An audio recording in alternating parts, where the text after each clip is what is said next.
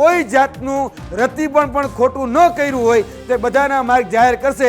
બાકી જો પેટમાં પાપ હોય તો તમે છુપાવી શકો છો, અને અત્યારે પણ ઘણું બધું છુપાવવામાં આવી રહ્યું છે. એટલે શા માટે છુપાવવામાં આવી રહ્યું છે અમે નથી જાણતા. અમે આજે ભરતી બોર્ડના સચિવશ્રીને પણ મળ્યા છીએ. આવતા દિવસોમાં સોમવારના દિવસે ભરતી બોર્ડના અધ્યક્ષ કમલ દયાણીને પણ મળવાના છીએ.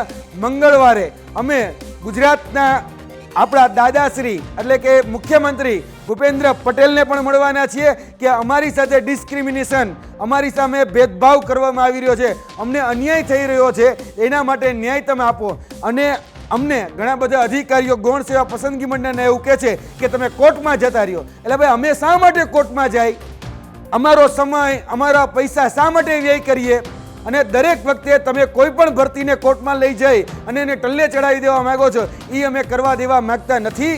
તમે તાત્કાલિક ધોરણે અમને ન્યાય આપો કે તમે નોર્મલાઇઝેશનમાં કઈ ફોર્મ્યુલા એપ્લાય કરી છે, અમને જાણવાનો અબાધિત અધિકાર છે.